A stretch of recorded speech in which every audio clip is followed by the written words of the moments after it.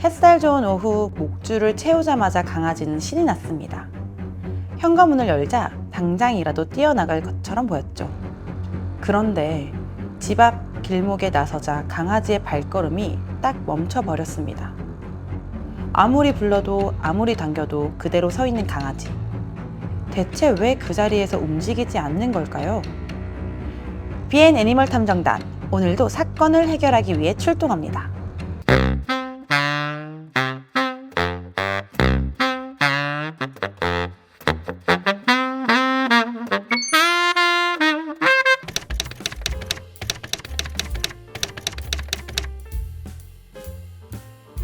집 안에서는 장난감 물고 뛰어다니고 꼬리도 신나게 흔들던 강아지. 그런데 밖에만 나오면 발걸음이 달라집니다. 집 앞을 조금 나서다가 멈춰서고 주변만 살피다 그대로 서 있기 일쑤예요.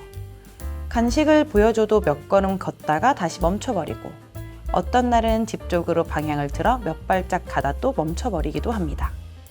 대부분 강아지들은 우리 산책 나갈까? 하며 눈을 번쩍 띄고 심지어 목줄을 딱 꺼내기만 해도 이렇게 리드줄을 꺼내기만 해도 막 보호자님 앞에서 꼬리를 흔들면서 얼른 나가자고 할 정도로 엄청 좋아하는데 그런데 이 친구는 조금 특이하네요. 자, 산책만 나가면 멈춰 서버리는 이유 단서들을 통해서 알아보겠습니다. 단서 1. 주변 소리에 예민하게 반응해요. 현관문을 나서자마자 강아지가 귀를 쫑긋 세우고 이리저리 고개를 돌립니다. 멀리서 나는 오토바이 소리, 아이들 웃음소리, 개 짖는 소리같이 일상적인 소리에도 멈춰서서 한참을 듣기만 해요. 때로는 귀를 젖히거나 몸을 웅크리며 뒤로 물러나기도 합니다. 이렇게 주변 소리에 신경을 곤두세우다 보니 발걸음이 잘 떨어지지 않는 거죠.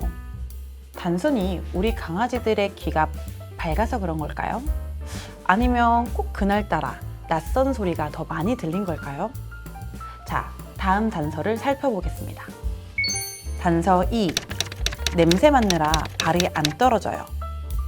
산책하는 중 강아지는 땅바닥에 코를 대고 냄새를 킁킁 맡더니 그 자리에서 한참을 서 있습니다. 조금 움직이는가 싶다가도 풀숲, 전봇대, 심지어 맨바닥까지 여기저기 냄새를 맡느라 앞으로 잘 안 나갑니다. 다른 길로 데려가도 금방 또 멈춰서 냄새부터 맡습니다. 강아지들의 후각은 사람보다 훨씬 뛰어나서 냄새로 세상을 탐색한다고 하죠. 그날따라 이상한 냄새가 더 많이 났던 걸까요? 자, 마지막 단서를 살펴보겠습니다. 단서 3. 집 쪽으로만 가려고 해요. 아이는 산책을 하는 중에도 몸을 비틀어 집 쪽으로 향합니다. 리드줄을 끌면 버티거나 잠시 걷다가도 다시 방향을 틀어 집으로 향하죠. 마치 빨리 집에 가자 라는 듯한 모습에 왜 이렇게 서둘러 돌아가려는지 궁금해집니다. 정말 집이 좋아서일까요? 아니면 혹시 집 밖이 불편해서일까요? 자, 이제 이 세 가지 단서를 종합해 강아지가 산책 중에 걷지 않으려고 하는 이유를 알아보겠습니다. 단서를 종합해보자.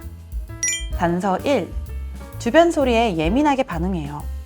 일시적으로 산책 중 들리는 새로운 청각 자극, 예를 들면 평소에 잘 듣지 못한 낯선 사람 목소리나 지나가는 차 소리 등에 호기심이 생겨 잠시 멈출 수도 있습니다. 이러한 낯선 소리나 오히려 갑자기 큰 소리가 나면 그 소리가 사라질 때까지 멈춰서서 상황을 살피는 경우가 있어요. 그러나 과거 산책 중에 공사 소음이나 오토바이 엔진음 같이 갑작스럽고 큰 소리를 들었을 때 한번 겁을 먹은 경험이 있다면 그 구간에 대한 불안감이 남아 걷기를 거부할 수가 있습니다. 반복적으로 불편한 소리를 들으면 저 길은 위험하다 라고 학습해서 앞으로 나아가지 않고 다른 길이나 집으로 돌아가려 할 수 있습니다. 꼭 트라우마처럼요. 단서 2. 냄새 맡느라 발이 안 떨어져요. 일시적인 경우로는 다른 강아지의 배설물이나 음식물 흔적 등 흥미로운 냄새에 집중하느라 걷기를 잠시 멈출 수가 있습니다. 또한 계절적 변화로 특히 비 온 뒤에는 새로운 냄새가 많아져서 평소와 달리 더 오래 머물 수가 있어요. 그러나 일시적이지 않고 반복되거나 지속된다면 이건 문제가 될 수 있어요. 같은 자리에서 오래 냄새를 맡으며 움직이지 않는다면 그 장소에 불쾌한 기억이 남아있거나 다른 동물의 위협적인 막힌 냄새가 있어 불안감을 느껴 그 자리에서 벗어나지 않으려 할 수가 있습니다. 이 또한 트라우마처럼 꼭 비슷한 냄새가 난다면 그 장소를 기억해서 앞으로 나아가지 않으려는 행동이 반복될 수 있죠. 단순 나쁜 기억이 아니라 코나 호흡기에 염증이 있으면 냄새를 구분하는 데 시간이 걸려 평소보다 오래 머무르며 냄새를 확인하려는 행동을 보일 수 있습니다. 이럴 경우 평소의 다른 후각 때문에 자신감이 떨어져서 앞으로 나아가려는 행동을 하지 않을 수가 있어요.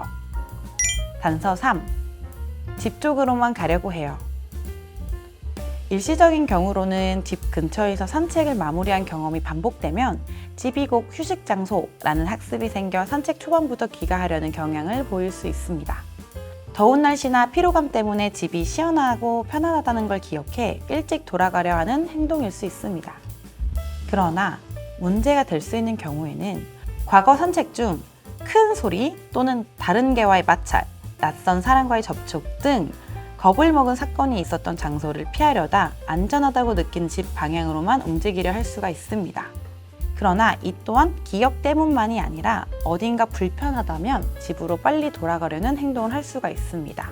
관절 질환이나 발바닥 부상 등으로 장거리를 걷는 것이 힘들어 본능적으로 가까운 집 방향으로만 움직이며 체력 소모를 줄이려 하는 행동일 수 있기 때문입니다. 보호자가 꼭 체크해야 할 것. 체크 1. 산책 전 발바닥, 발톱, 관절 부위에 상처나 부종이 있는지 살펴본다. 관절이나 발 쪽에 통증, 불편함이 있으면 걷기 자체를 거부하거나 멈출 수가 있습니다. 체크 2. 산책 후 평소보다 숨이 차거나 쉬는 시간이 길어졌는지 살펴본다. 숨이 차거나 쉽게 지치는 건 더위, 체력 저하 또는 건강 문제의 신호일 수 있습니다. 체크 3. 집 쪽으로 돌아가려는 행동이 언제 어떤 상황에서 나타나는지 기록한다.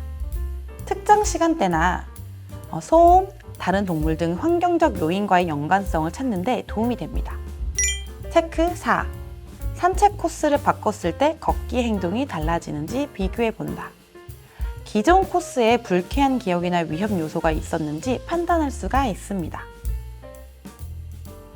산책이 즐거움이 아닌 불편한 일이 된다면 우리 강아지들은 점점 나가는 것을 싫어할 수가 있습니다. 따라서 우리 아이가 혹시 산책 중에 불편한 일을 겪진 않았는지, 어떤 사고가 있지 않았는지 주의 깊게 살펴봐 주시는 게 제일 중요하고요. 만약 정말 이런 환경적 요인, 안 좋았던 기억 때문에 우리 아이가 산책 나가는 걸 꺼려 하신다면 그런 거를 최대한 피해서 그런 요인들을 없앤 다음에 산책을 나가주시는 게 중요합니다.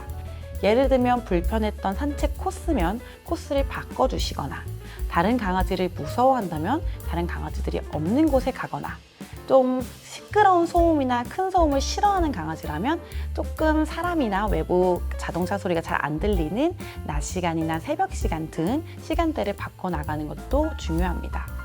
그러나 여기서 꼭 살펴봐 주셔야 될 거는 어디가 안 좋아서도 산책 나가는 것을 꺼려할 수 있다는 점입니다.